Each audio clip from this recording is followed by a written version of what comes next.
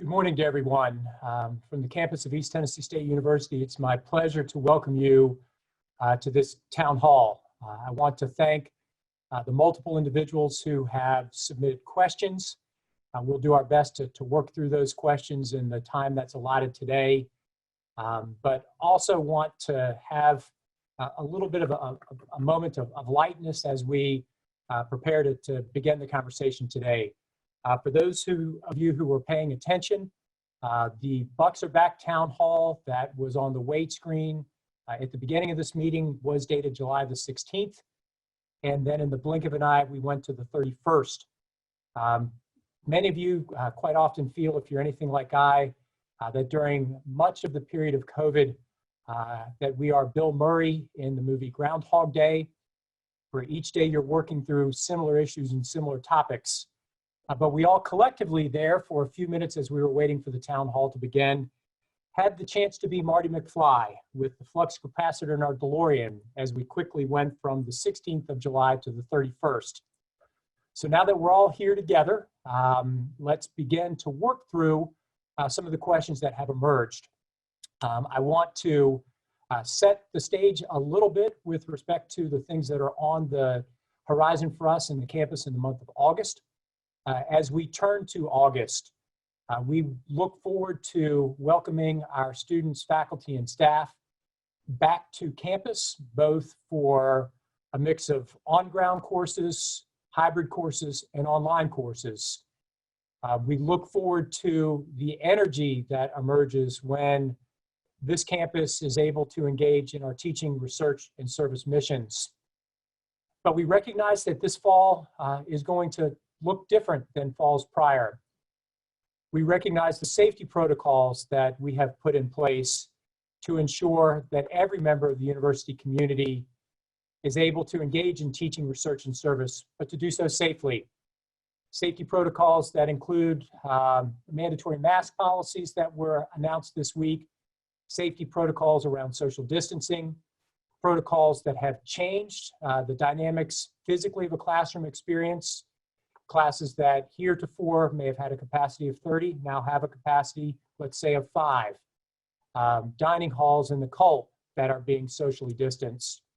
So while you are either on campus or away during this summer, the campus staff has been active in their work to prepare for the fall.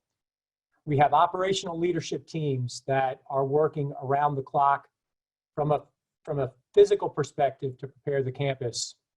We have health and safety teams that are working around the clock to ensure that our protocols are in place. And then we have elements that are ensuring from an academic perspective that our faculty are being provided with the resources that they need to teach via in an on-ground environment or in an online environment.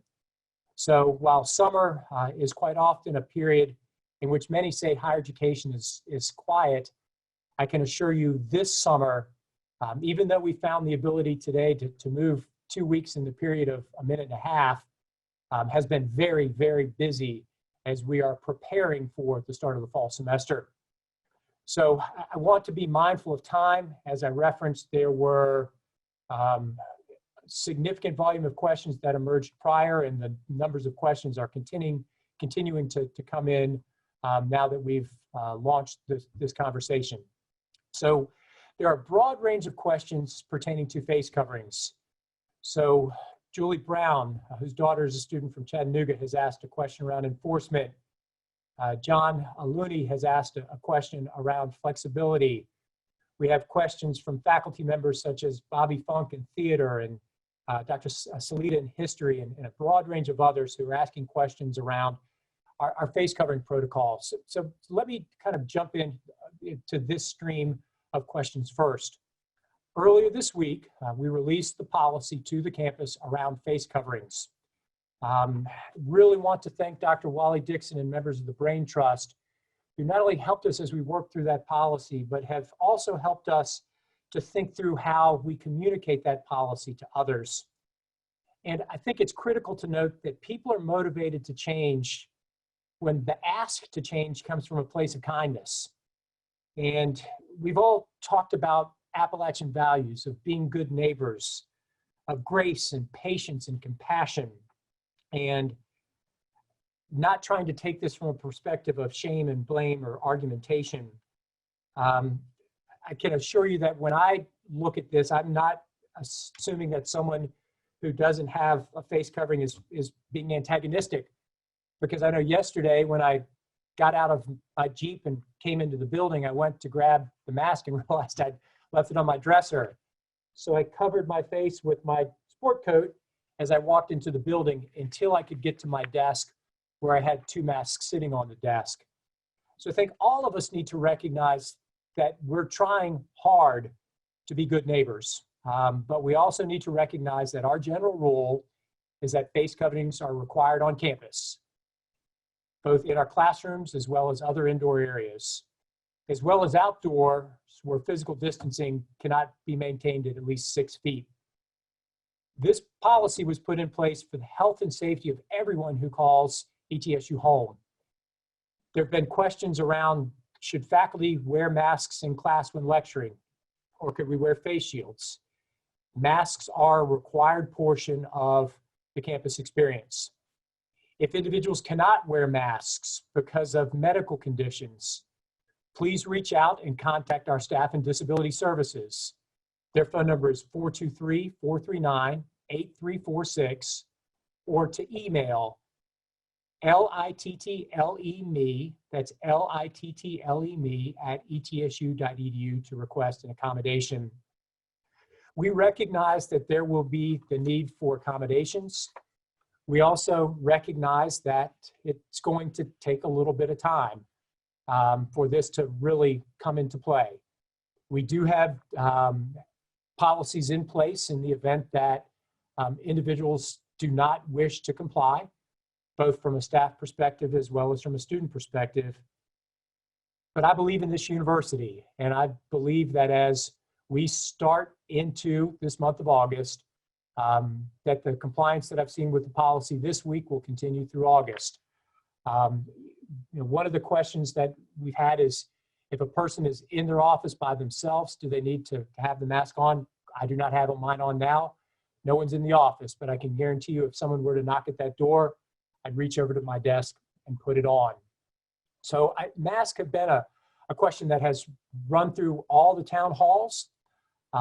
As I referenced, the policy is online.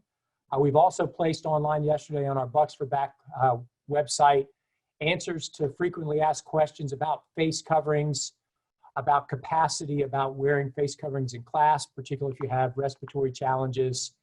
So there's a lot of information available from those sources, and would encourage you to turn your attention to that policy, but also to remember the values that we hold at this institution. And if a student comes into your classroom and they forgot their mask, as I did yesterday when I came to work, we'll have masks in every classroom. We'll have wipes in every classroom. And as a faculty member, to say to that student, hey, Brian, I saw you forgot your mask today. Here, let me give you one. If the student refuses to put on the mask, remind them to please put it on. And if they continue to refuse to put it on, then you have the ability to ask them to leave your classroom, reminding them that we have alternative instructional elements that are in place for every single course on this campus. So we've put in place protocols under the leadership of Dr. Bishop and the deans and all of the elements who comprise the academic leadership of the campus, so that all courses, even our on-ground courses, have an online companion piece in the event that a student is unable to come to class or does not feel comfortable in that class setting. And we'll talk a little bit as other questions emerge around what will the classroom environment look like for the fall. So I've had some questions that come in around the daycare facilities that we operate for students and in some cases for faculty and staff. Our Little Bucks operation will be open this fall. We look forward to welcoming all of the Bucks back to campus, from the littlest to the oldest. And information, this question is from Casey Graves. Thank you for the question. Details around the operations of Little Bucks will be available soon, but we do intend to have Little Bucks available for the childcare needs of our students as we go into the fall. Have had a number of questions that have emerged around testing. As an institution, we have more than 4,000 tests that are on campus now through our ETSU Healthcare Services. And our direction with those tests is to ensure that any student, faculty, or staff who desires to be tested can be tested through one of our ETSU health clinics or through our student health clinic here on campus. Tests are not mandatory for students prior to returning to campus. So I've had a number of parents, including Ms. Brown from Chattanooga, who's wanting to know about mandatory testing prior to coming to campus, and then how will we schedule testing after students return to school. Our healthcare team that is led by Dr. Lee Johnson, I anticipate will bring some recommendations around random testing. I think you'll see a depth and breadth of random testing this fall, but our focus on testing is that if students want to be tested, if they're feeling ill, that those tests are here and that hopefully we can turn those tests around quickly. The question of mandatory testing at this juncture is a little bit challenged by the unfortunate delay that we're experiencing in Northeast Tennessee around testing. And as a parent, I can tell you that I share the apprehension around testing, and I share your frustrations with the delay in testing. But at this juncture, within the healthcare system in our region, we're seeing a delay in test results. We hope that improves, but we're seeing a delay. And as a parent, that makes me apprehensive. And share something with you that I received yesterday. Several weeks ago, my son took the ACT, along with a number of other students here in Northeast Tennessee. My son wore his mask. He did all the things that he needed to do to follow the protocols. I wish masks had been enforced at that testing center to the extent that we as parents were promised. But I know yesterday I received the following message.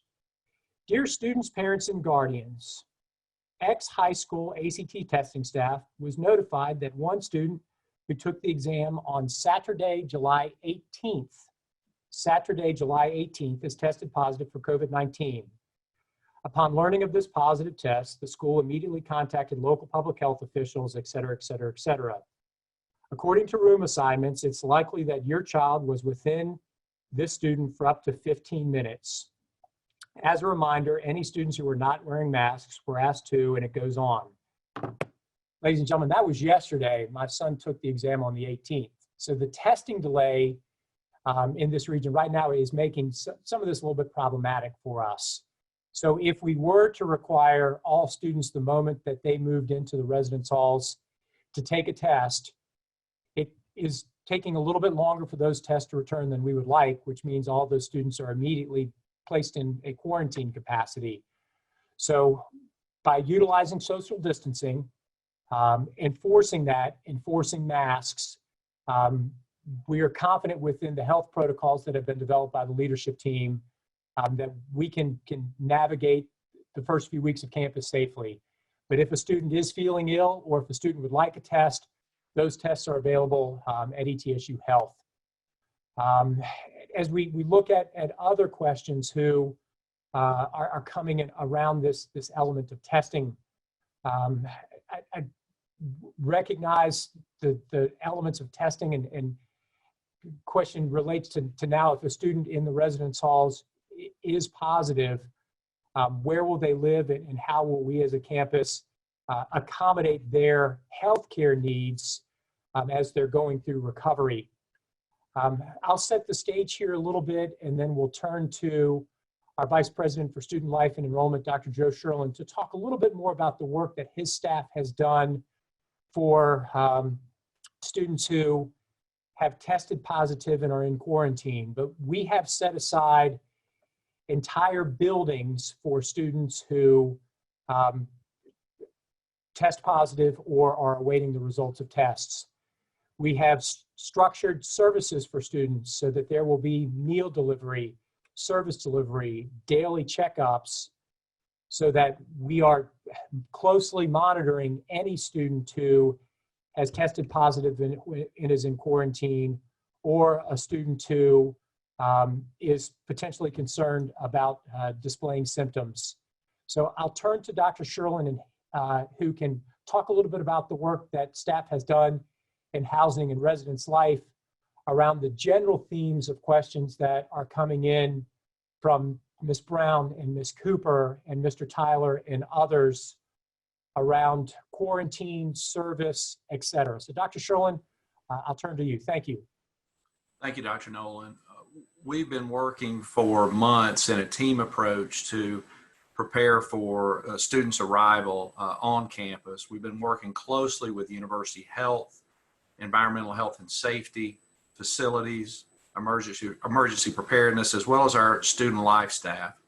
So we've been looking at our policies, our procedures, and also the experience. So from the first point of contact, we are staggering our move-in and extending the period in which students and families can move in. We're limiting the number of individuals who can assist students in the move-in process to allow them to schedule appointment times to move in.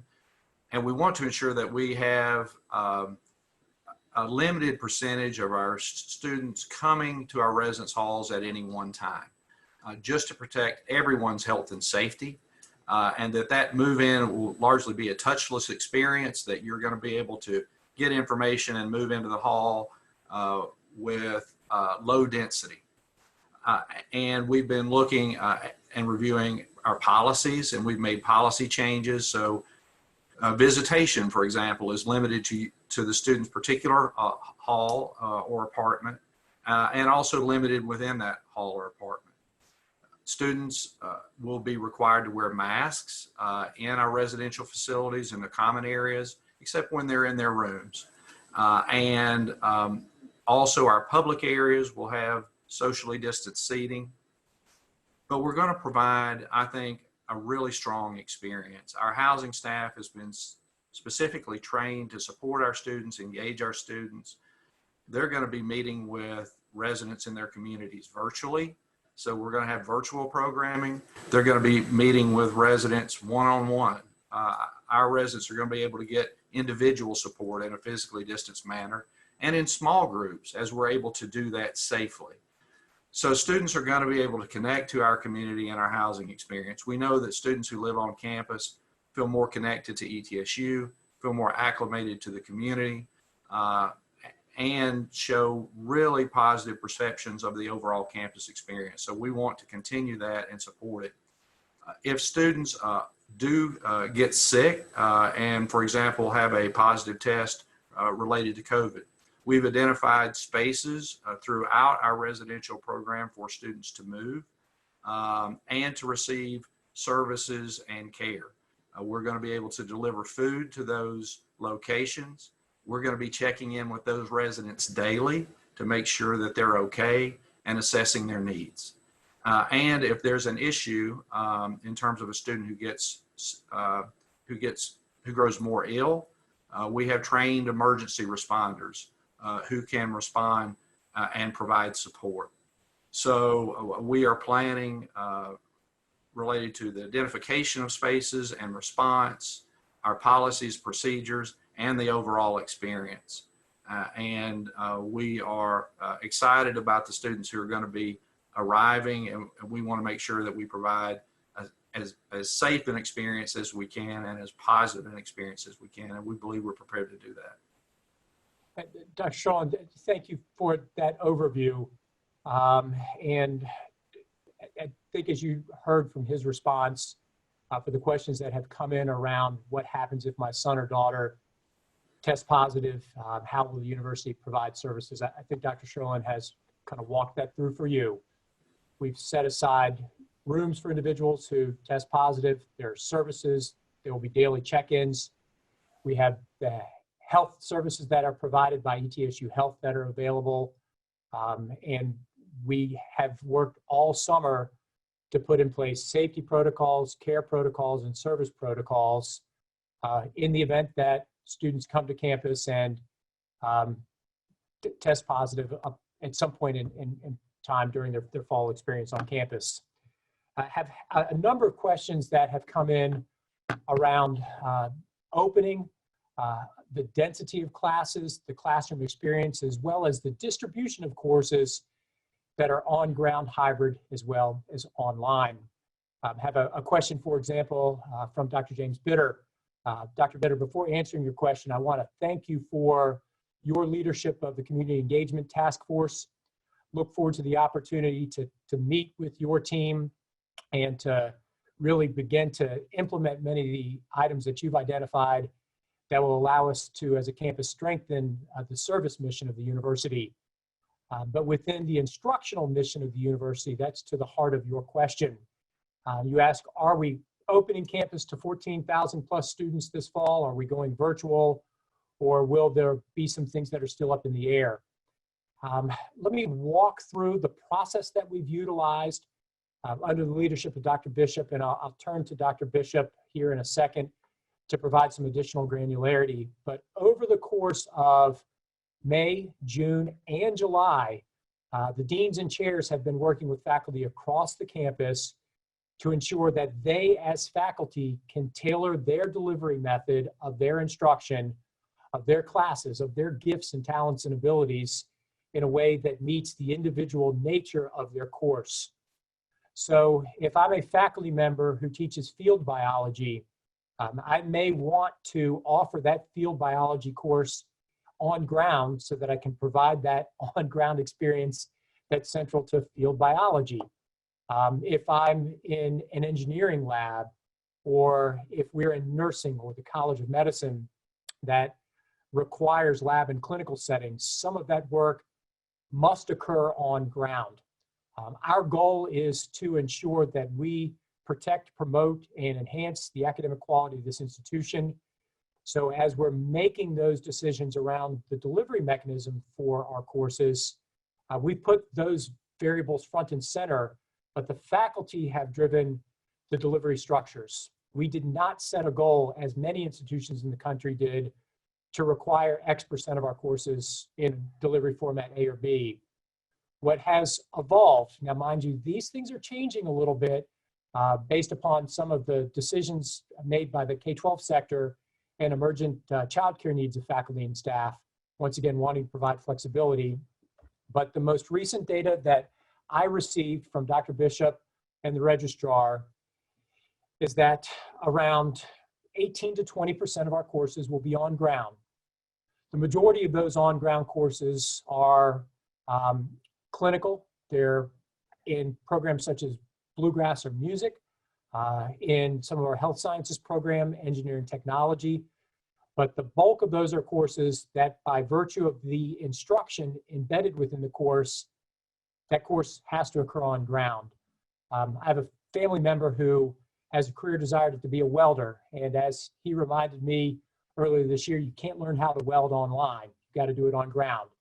Many of our courses have that similar type of relationship. We've got another bulk of courses that are hybrid in nature, but the significant volume of our courses, almost half, will be provided in an online format. So I'd like to turn to our Chief Academic Officer, Dr. Wilsey Bishop, to provide a little additional granularity around that process and how our courses will be shaped for the fall. Once again, the predominance of our courses will be online. Those decisions were driven by faculty, and they were driven in an effort to ensure the health and safety of our students, faculty, and staff. But Dr. Bishop, I'll turn to you. Thank you, Dr. Nolan, and you're absolutely right. The health and safety of our faculty, staff, and our students is primary. And so as the faculty have been approaching their courses for the fall, they have been doing so with an understanding that unless an experience absolutely has to be on ground, there would be opportunities for students, even in courses that have hybrid instruction, that they can do that with a full online component. So we know that some students are not going to feel comfortable coming back to campus, but we want them to enroll in their courses anyway, and we are going to make those courses available to them. The only restrictions we may have would be those particular courses whose competencies cannot be achieved unless students are physically present either on campus or at one of their remote clinical sites in order to be able to complete those course competencies. You know, we're offering nearly 5,000 courses or course sections this fall. So this has been a huge endeavor for our faculty and for our registrar's office and our advisors to pull this information together for students. But for students and faculty to know the details of what we're doing, information is available to you on the website, on the Bucks Are Back website, under frequently asked questions. It describes the difference between an on-ground course that it has all competencies or has some competencies that must be met on ground only, an on-ground course that will have on-ground teaching but some remote teaching with it, and then the two ways of offering online. Online synchronous, which occurs at a time designated slot, so students would be participating at a given time every day, and online asynchronous, where students would have an opportunity to complete the online coursework at a time that's most convenient to them. We know that means making a lot of decisions, and it means that students may want to look at the courses they've registered for and see whether there are opportunities to take the course in the format that they most prefer: on ground, online asynchronous, or online synchronous. So go to the registrar's website. On the front page of the registrar's website, there is a block that says Fall 2020 Course Locations and Format Information. Click that, and once you click that, it takes you to a page that explains how to read your course schedule and determine how your course is going to be offered for the fall. It also gives you access to your advisors, to the drop-dead process if you need to rearrange your schedule. Now realize that this is a very fluid situation right now because we are trying to put students and faculty in classrooms that allow for physical distancing. We're finding that the capacity of our classrooms obviously is very much reduced from what it would be if students could go into an auditorium style classroom and fill every seat. So over the next few days, you may see some changes in what's available on the website. So I would suggest that you check back periodically to make sure that your courses are still as we're describing them right now. But we believe that you will have opportunities for learning whichever way you wish to learn this fall. And we believe that, barring unforeseen circumstances, we'll be able to help you meet those competencies that have to be met in person, face-to-face, experientially. And I cannot emphasize enough how important it's going to be for students and faculty, deans and chairs to be in continuous communication so that current, accurate information is available to our constituents. Dr. Bishop, thank you. And I want to maybe have a little bit of a back and forth for a second. Okay. So as questions are coming in from Ms. Rose, thank you for your question. Mr. Woodside, thank you for your question. Questions that are positioned around courses that are online. Why are we not moving fully online for the fall? As we look at the current delivery of courses, the predominance of our courses as of this moment are online, more than 80%, either fully online or hybrid. Is that correct? That is correct. Mm-hmm. So we've made decisions led by our faculty and our academic leaders with the health and safety of our students in mind early to avoid the pivots that some institutions are going to face here in the next few weeks who may have made decisions to go 80% on ground. Is that fair? That's fair. In fact, the Future Operations Task Force that guided us in a lot of these decisions encouraged that. And so that's been a discussion that we've had since early summer, that we want to have our courses available online for students to enroll even if they do not feel comfortable returning to campus. So the last, and I'm trying to weave some of these questions that are coming in. So I'm doing my best to be a moderator here. If I'm a student in a class and let's say I have mono and I'm not going to be able to come to class for a couple of weeks because of my positive mononucleosis outcome, talk to me about the services that we're going to make available to me this fall that have not existed in the fall prior. Because I think as a parent of a son who's taken a dual enrollment course this fall, I really am intrigued by how all of our courses, even our on-ground courses, are going to have the opportunity for people to participate from remote if they're unable to come to class, because in my case, I have mononucleosis. Absolutely. Because we have all of our courses designed for that kind of flexibility, students will find that all of our library services are now online. The library will be open this fall, but students will be able to access information from the library. Resources will be provided to them completely online. This is something that we worked on this spring and fall, summer and for the fall semester, and I think students will be very pleased with their access to information that way. Our advisors are going to be available online for students who cannot or are ill and cannot come to campus. That's going to be available. We'll have tutoring. Our resources for supportive students will continue, and we really, because ETSU's had such long experience in offering online education, because we have a Center for Teaching Excellence that has been working with faculty to help them design and develop their courses, I think we're in a good position to provide quality education for students synchronously, asynchronously, and we're able to pivot to best meet the students' needs. So I wouldn't want a student who saw a course that was on ground being offered hybrid to think, well, I have to come on ground. No, talk to your professor, make sure that you understand what's available.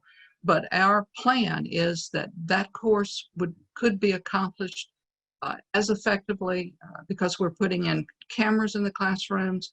We're going to be able to Zoom live while the professor's in the classroom teaching. So the illustration you just gave, which is probably where you wanted me to go to begin with, Dr. Nolan, is that a student shouldn't be concerned about that because we've got the technology capability for students to tap into a live classroom on campus while it's occurring. So even for those courses that are on ground, every single course has that online component built in if I'm home recovering from mononucleosis. It will have an online or a ability to actually Zoom or tap in during the course time. So the person should not lose any progress at all toward degree completion of those courses. Okay. Right. Dr. Bishop, thanks. We've got a number of questions that are coming in around data that the university is utilizing to inform its decisions regarding operations. And I want to really kind of get to this question in a way that shows some of the complexity of campus. For many of the local K-12 school systems, there are clear lines in the sand that are community oriented, and a K-12 system can make a decision based on conditions that exist within a defined geographical service area. It's a little bit more complicated for us as a campus, given our instructional sites in Kingsport, at Allendale, in Sevierville, in Asheville, in Abington, here, Valley Brook, etc. Then all the clinical sites that our students in the health sciences are in across the area, as well as the clinical instructional sites that students in Clemmer are in across the region. So to Dr. David Rohn, outstanding faculty member in the College of Pharmacy, as well as others who've asked these kind of metric questions. The decisions that we make as we move into the fall are being guided and informed by a team of health leaders on campus.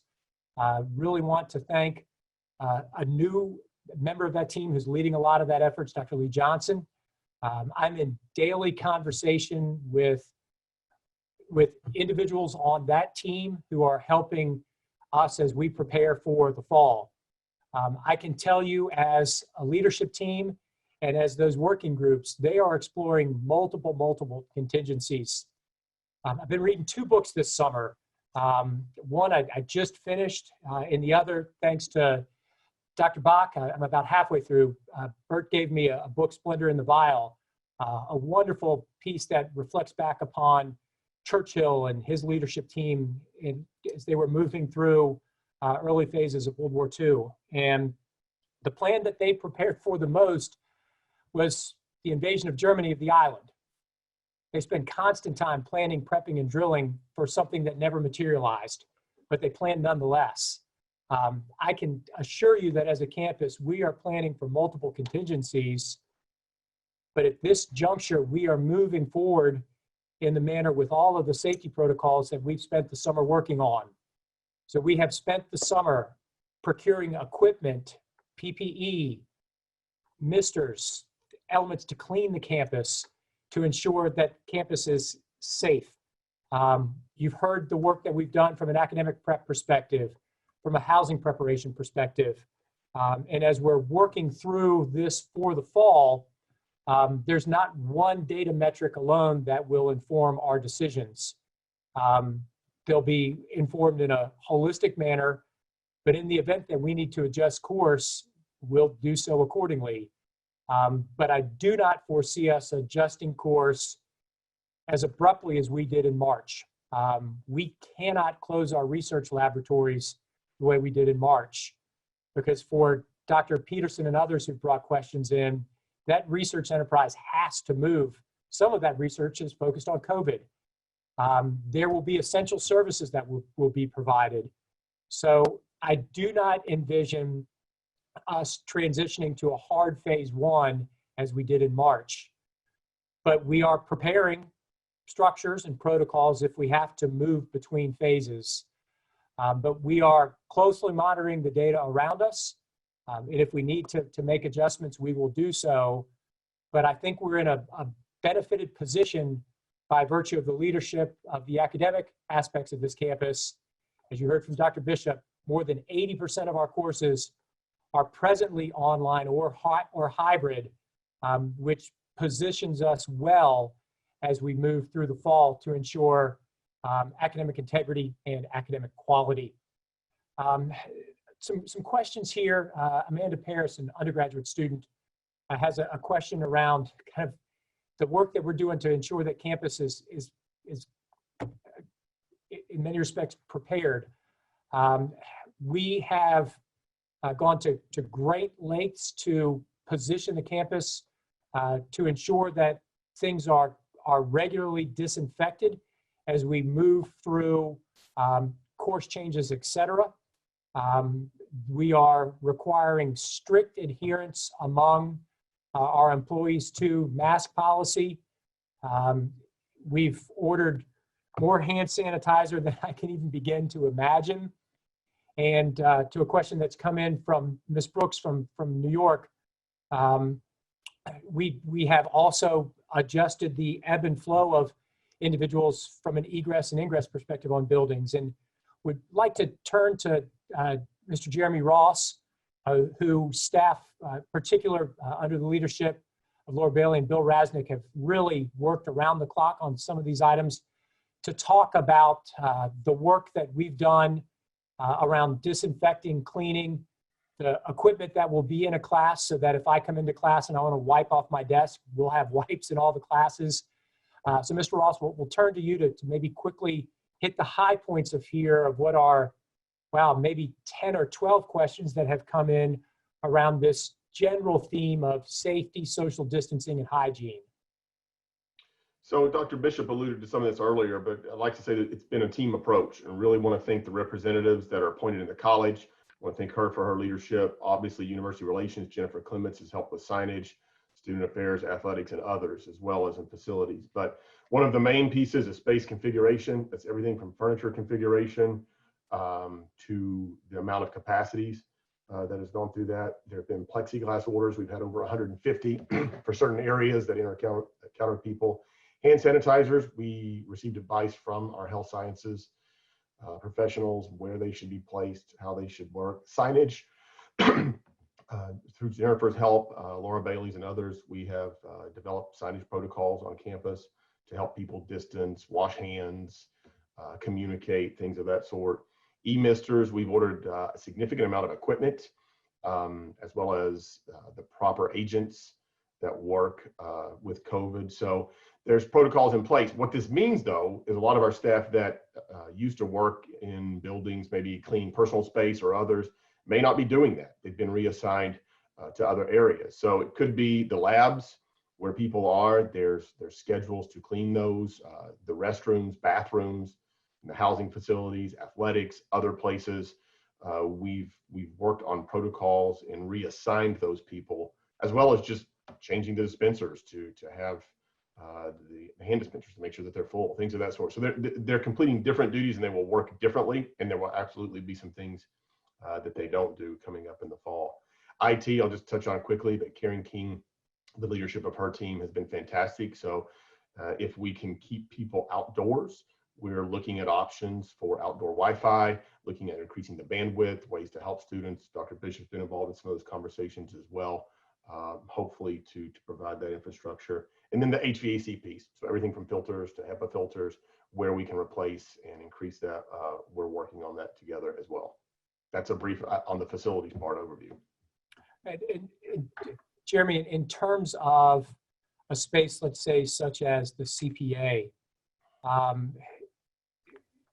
talk a little bit about how that building will be closed at certain portions for deep cleaning, but kind of just give me a quick overview of some of the protocols that you all have put in place, as well as the work that you're doing proactively to ensure that as students enter spaces, that those spaces are probably more sanitary than they've been maybe ever in the history of the university.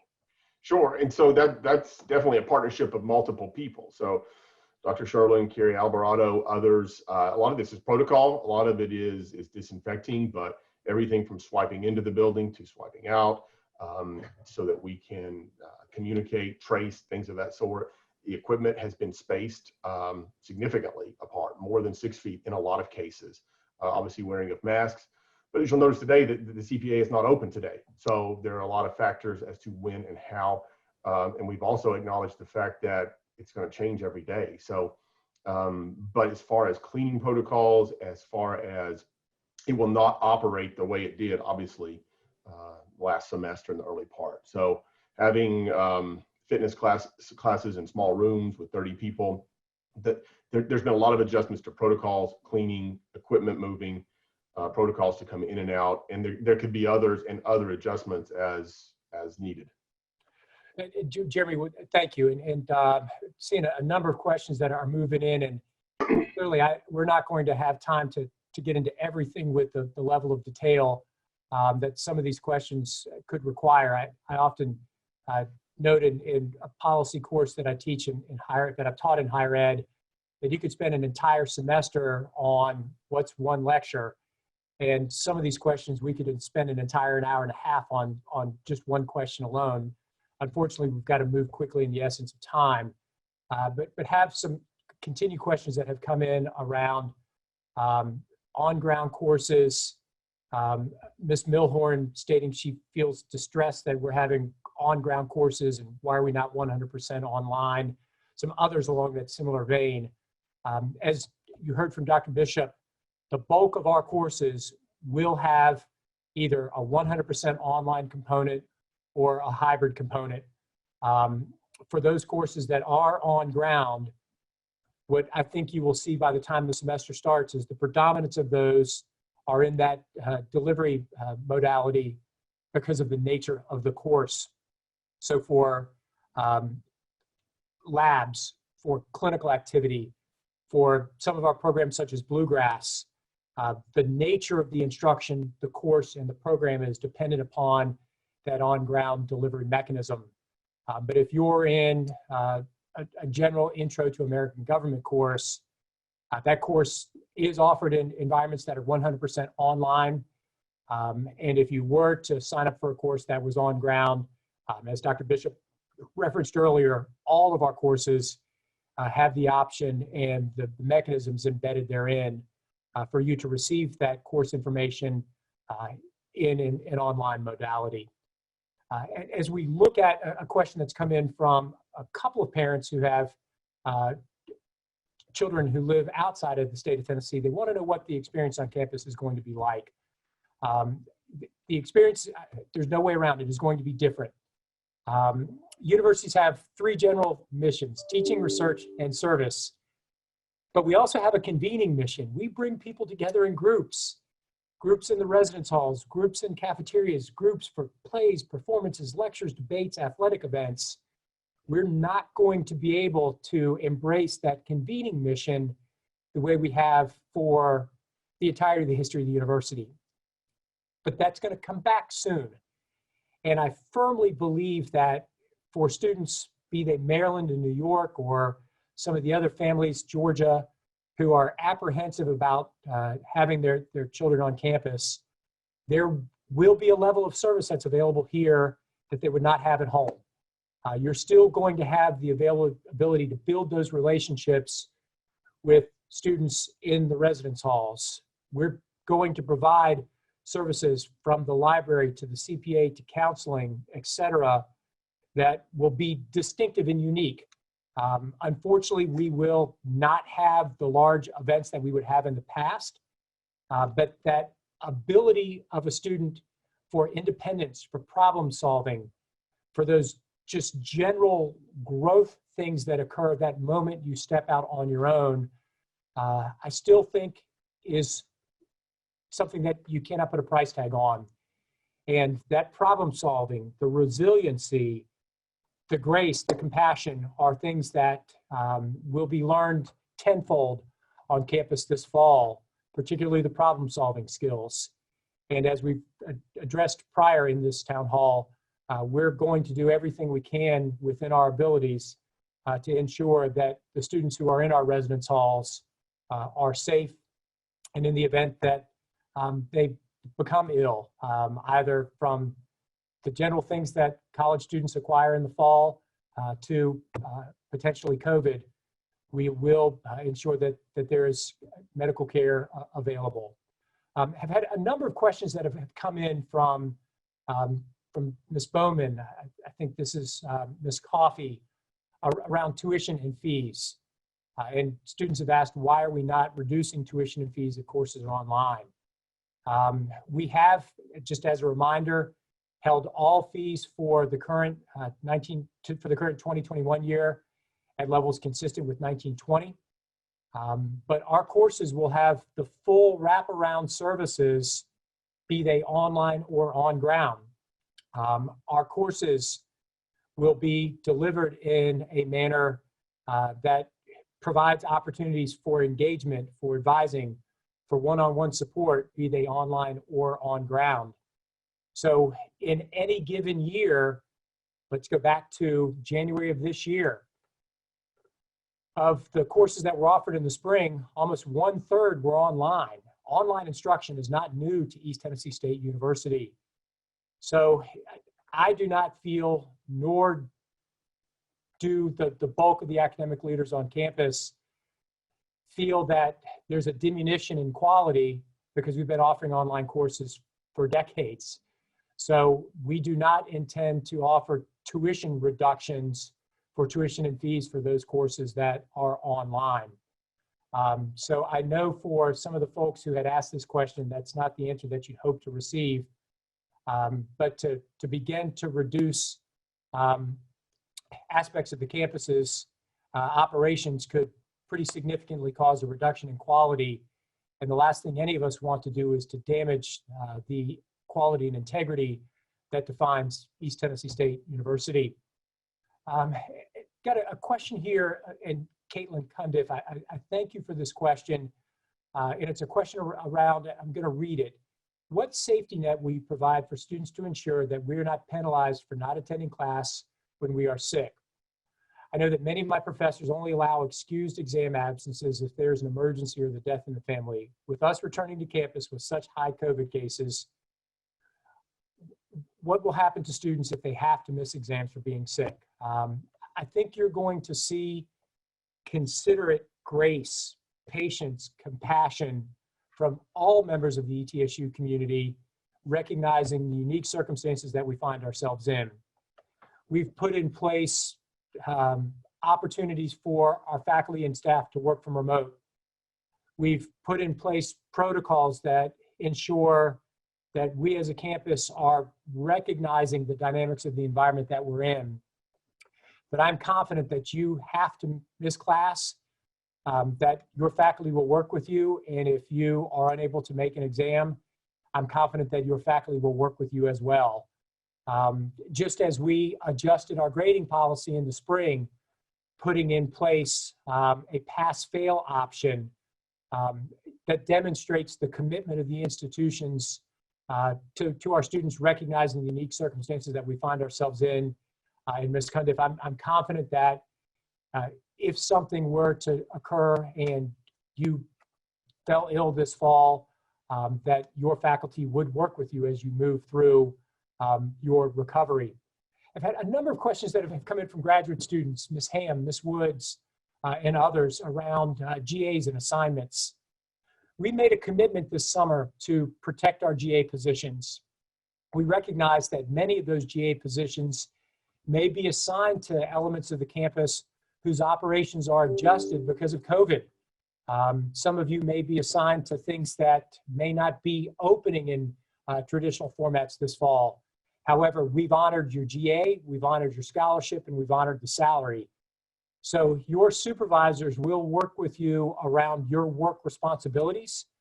We as a campus may ask you to take on some additional tasks, but if you're a GA in a unit that is not operating in normal form because of social distancing and COVID this fall, please work with your supervisor around alternative work assignments. But know that we as a campus made the conscious decision to protect your GA because we want you here. We want you to complete your degree at the university.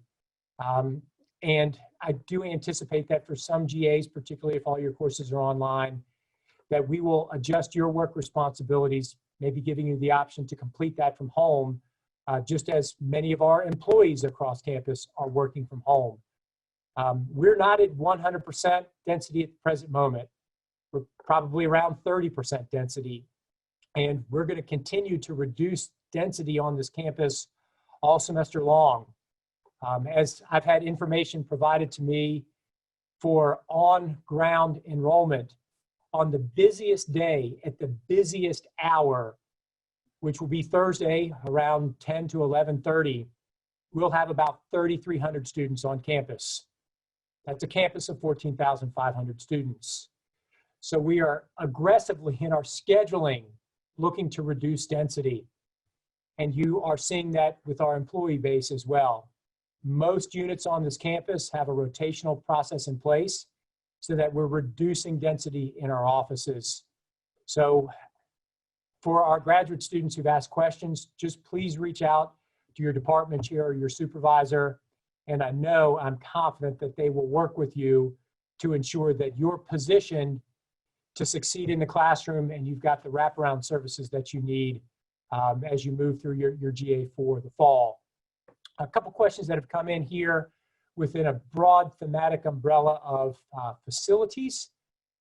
Those facilities questions, the first one links to CPA. As Mr. Ross noted, the CPA at the current moment is not open.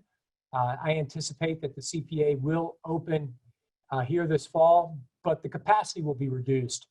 That theme of density is important. It's inherent in our efforts to social distance. So the CPA will open, but the density will be reduced, i.e. there'll be less people in the building. Some things that some of us love, basketball courts will not be open. You're going to see equipment either in there for use or for storage. All of that is put in place to ensure, once again, the health and safety of our students. As we look at questions that have come in around student life, and we've got some questions here on meal plan. A question of what is the move-in date for students who are attending preview? The first preview open is around right now, scheduled to occur August 12th. That is for drop-off of items only for local preview. That's right around the same time some other elements will be returning to campus. Our preview leaders will return the 14th and the 16th, and then we'll begin preview in terms of move-in, et cetera, around the 18th. So that preview will operate. It's one of the great traditions at the university, but it's going to look different. There will be much smaller groups. Some of the orientation will be online, but preview is scheduled to begin in the middle of the month. I have a number of questions that have come in around meals, dining services, et cetera. We are socially distancing the work in the CULP, so we will be adjusting the dining halls, adjusting the ballroom so that students can dine in those areas. We are significantly enhancing outdoor dining options as well as seating options, moving food trucks to the Tri-Hall Field area behind Centennial and Governors. We've not been able to put out formally what those plans will look like because they're still kind of rapidly evolving, but our goal is to maximize opportunities for students to have grab and go as well as off-site meal options available for them through food trucks, through the other elements that are on campus, be it the subway, the treehouse, and some of the new elements that will be available to students as we move into the fall. I have a question around work study and APS. We've adjusted some of the internship requirements for academic performance scholars, and I anticipate that we will be very flexible with our work study students as well. I've got a question here around some off-campus environments. Question here, I want to make sure I get it right, from Julianne Clark. What assistance can ETSU provide for students who are residing in off-campus housing and they want to be released from their leases or rent payments? Ms. Clark, I don't quite know how to answer your question. I know that we have reached out to individuals who operate those large facilities, but would encourage your student to reach out to the Dean of Students. You saw Dr. Joe Sherlin, who is Vice President for Student Life and Enrollment. Please send Dr. Sherlin an email or Dr. Michelle Bird, and they might be able to assist. But for students who've signed a 12-month lease with building X or Y, there's some leverage that the university can exert, but unfortunately, I cannot help you get out of the lease with that private residential entity. We've got a series of questions, and they're just piling in. I'll do my best to try to keep up. With schools moving to, a question from Ms. Little, with schools in the area moving to remote, how can we assist parents with work schedules and balancing work, giving their homeschool responsibilities? I know one of the things that I've been very proud of as we've moved through the summer is the flexibility that we've provided to employees to work from remote environments because of childcare responsibilities. I had the great opportunity to be on a Zoom call with a faculty leader earlier this week, and his daughter dropped in and waved and said hello, and then literally she sat on her dad's lap for the back end of the Zoom call. I wanted to ask her if she had answers to some of the things we were working through, but I realized the dynamic pressures that working family members have as they're balancing the new variables that have been introduced to their life, and also recognize that that has a disproportionate impact on many of the female leaders on this campus. And we will, as we move through the fall, make adjustments appropriately to our tenure and promotion policies and processes and procedures, recognizing the unique and varied pressures that are being placed on many of our young faculty. But for our staff as well, I recognize those demands. I tell you, I couldn't be here if it wasn't for my wife, Donna. She is with our son, Jackson, who starts school virtually on Monday. And Jackson is able to do the things he can do because Donna is there helping keep him on task. So as an employer of 2,600 individuals, we are affording allowances for our faculty and staff to work from remote. You see that by nature of the fact that less than 20% of our courses will be on ground this fall. And as this fall continues to throw curveballs at us, I think we've demonstrated to our employees over the past 6 months that we will do all we can to help you meet the needs of your families, because as I tell staff all the time, family comes first. So Ms. Little, please reach out to your supervisor, and I'm confident that they will do all that they can to afford the things that you need to meet the emerging needs of your family, given the dynamic variability that's occurring around us in the community. I have a detailed question here around digital media courses. To the best of my knowledge, those labs will open back up for 24-hour lab access, but you may want to reach out to Marty Fitzgerald and faculty in the program, our outstanding Nice Wonder Digital Media program, around the specifics of that one lab. As we look at, I've got a question that has come in here, a number of questions around athletics. Got a question from Dr. Sharon McGee around SoCon and sports, and what precautions are we putting in place to take care of our student athletes who are traveling together, eating together, et cetera. Dr. McGee, the Council of Presidents for the SoCon was to have met yesterday. That meeting has been delayed to next week. At that meeting, we will make decisions around fall sports. That decision will be informed by the actions of the NCAA, which we anticipate will make decisions on fall championship sports when they convene here in the next week. I know that there are a lot of questions from the media. There are questions from student athletes about the landscape of intercollegiate athletics for the fall. We learned yesterday that the SEC is playing a conference-only schedule, -1 out-of-conference game. And the first 2 games of our football season now have been canceled. But you're seeing similar elements occur for men's and women's soccer, for volleyball, and for other competitive sports. At this juncture, it is the $6 million question, back to someone who grew up watching Steve Majors in The $6 Million Man, of what will happen with competitive intercollegiate sports for the fall. We're closely monitoring the situation. We are doing everything we can to protect the health and safety of our student athletes, just as all of our athletes as a whole.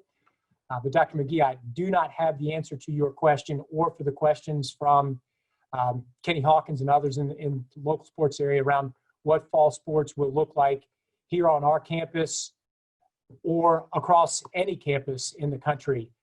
As the virus continues to ebb and flow, unfortunately, many of the things that we love, I would love to have all of our students on campus this fall, but that's not possible because of what's happening around us. And I do not know at this juncture if it's going to be possible to play sports this fall, but we're going to discuss that at length next Friday, next week when the Council of Presidents meet for the SoCon. It has a number of questions, new questions that have come in around mask. I've got a question here around what will, how can I get at this question? question, how do we justify shutting the campus down in March for a few cases, but justify staying open when cases are far more numerous and risks are higher? I want to stress that when we pivoted in March, the campus was not 100% closed.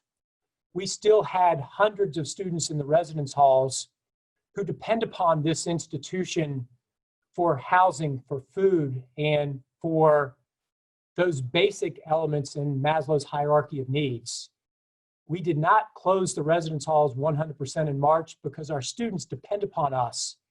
Many of our international students depend upon this university for a place to live. So I want to clarify, we did not 100% close the campus in March. Hence, we cannot 100% close a campus in August. There are elements of this institution that have to exist on ground. The grass has to be mowed. Leaks in the roof have to be patched. All of the technology that's running this call is being provided by Dr. Karen King and her staff. So in order for a small town of 2,600 employees and 14,600 students to operate, for the steam plant to run, et cetera, people have to physically be here. As I've described on multiple occasions during this town hall meeting, the bulk of our courses for this fall, in conjunction with our faculty, have been designed proactively to meet the dynamic variability of the landscape that we're operating in. More than 80% will be online or hybrid, the bulk online. For those who are on ground, they are on ground because the very nature of the degree programs, some of which have accreditation elements contained therein, require on-ground instruction. You see that in medicine and pharmacy, in nursing, and in other areas. So it's not as simple, and I don't mean for my tone to be as aggressive as it is, but it's not as simple as turning a switch and turning the lights off and walking out the door. We did not 100% close the campus in March, and we cannot 100% close a campus in the fall. This university has been here since 1911, and this university will be here for hundreds of years to come. COVID is a temporary circumstance that we're going to work our way through collectively. And if we do it collectively, keeping the mission of the institution and the values of the institution in front of us, I'm confident that in this coming January and in the Januaries to come, we'll be able to continue to do the things that we love at this university. So as we look at some of the other questions that are moving in, there's a question around some things on plexiglass. As we are putting in place plexiglass, the number of this is a question for faculty in our music department. And I may turn to Mr. Ross here to talk a little bit about the work that we've done to install plexiglass dividers and the work that's still in the queue. I think if you were to have 100 requests that have been processed, and you know, a lot of that is having to be custom built here on ground, I think we've processed about a third of the orders, but there's still a lot of work that is still being processed and constructed. So, Mr. Ross, could you talk a little bit about where we are in terms of dividers and some of the things that we're doing to provide some safety and security for our faculty and our staff who have come into their classroom and said, I ordered plexiglass, where is it? Could you provide a little bit of detail there, because that's outside of my total visibility? Sure. So the classrooms in general, we've been working on those again in collaboration with a team that Dr. Bishop put together with the colleges, as well as other units in other places as well, such as athletics and some of the instruction in sports science and so forth. But in general, the configurations are different. Every classroom is different. So some classrooms have fixed seating, some do not, some are mobile. So we're looking at different types of furniture. Plexiglass, we're working to fill those orders. We feel that we will before the fall starts. We've had some material donated by Eastman. We've been able to procure that. We're doing a lot of that in-house. People like Bill Rasnick is overseeing a lot of this. Laura Bailey, Mark G, they're doing a fantastic job. But specifically, we're taking requests individually. So the needs are different. You've mentioned it. There's 80% of our classes are online now. So for the ones that are on ground, a lot of those are labs. So a lot of those are different. If you're in an anatomy lab or a particular dental hygiene lab. So it's a very different situation. So they're different across the board, but there seems to be far less undergraduate courses on the ground, professor at the front. There are some of those, but so it's just a case-by-case basis. We're reconfiguring those differently. But Mr. Ross, of the, let's say 100 orders, if 100 orders have been placed for plexiglass, we're building a lot of that in-house. Yeah. So how many of those orders have we been able to fill, and how many orders will we be filling here in the next couple of weeks prior to the start of campus? It's just quite simply a function of we're producing and building that before we can install it. We're just backlogged. We're backlogged, and again, we feel we can get them all filled. We're over a third of the way there now, and I think we can meet all the requests. You know, I'm not sure or certain of new requests that will come forward, but the ones we've received, we're confident we can finish this. We prioritize certain spaces first, just based on if it's like a cashier desk and multiple people have to come through. But I think we can meet those, barring tomorrow people, you know, have multiple other types of requests we're not seeing.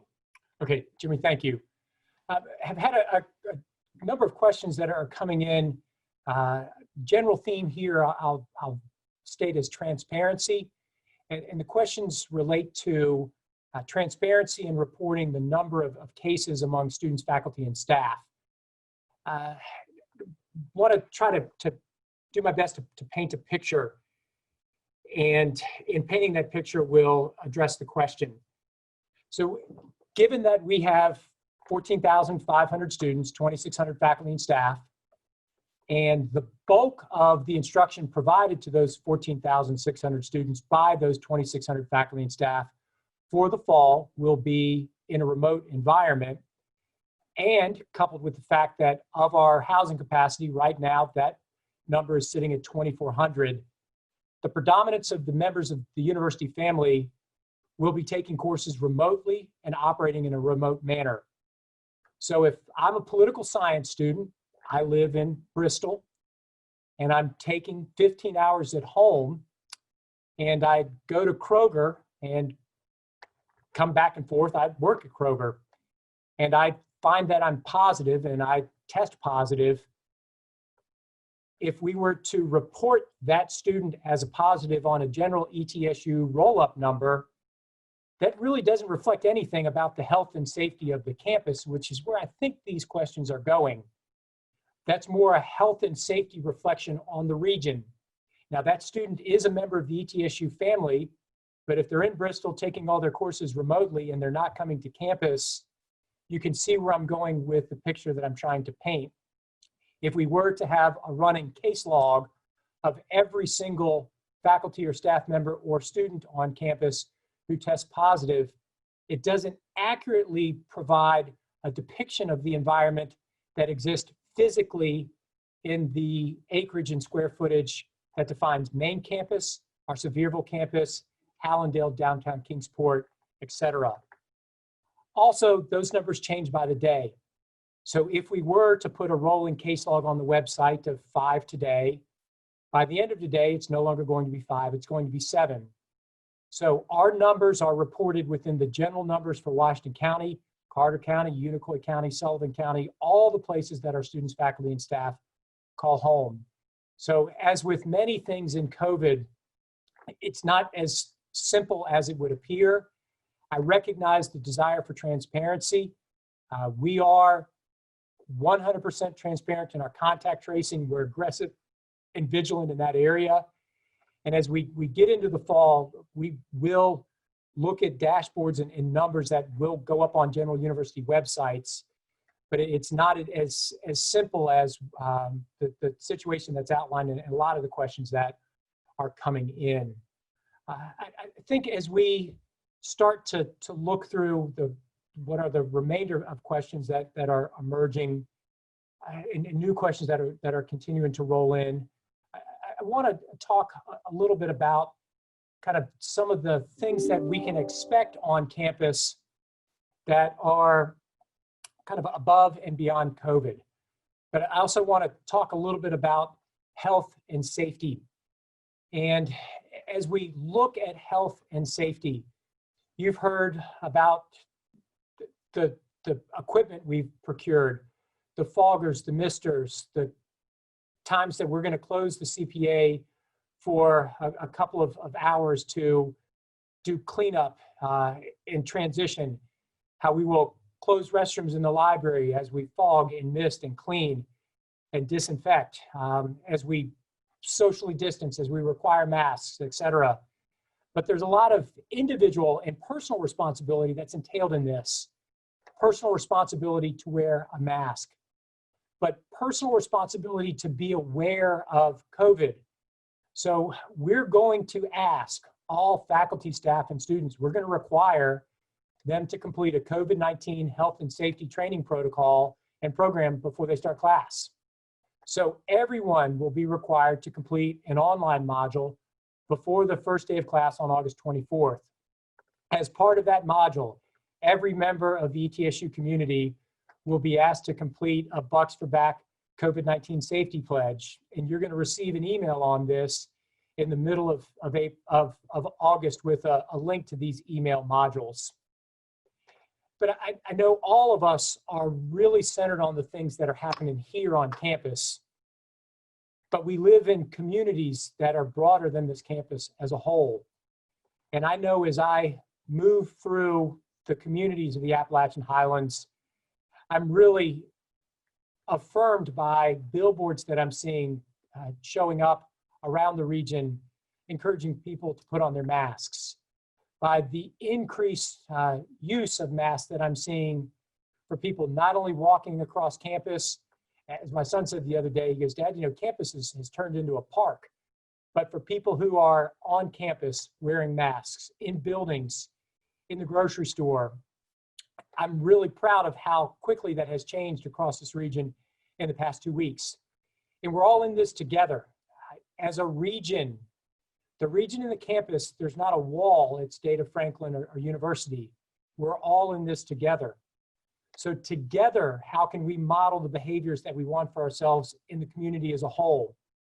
Because just as I described in that straw person example of a political science major in Bristol who worked at Kroger, our students are not 100% in a bubble on this campus. So if we as a campus can model best behavior, then hopefully that can spread across the region and we can get COVID-19 under control.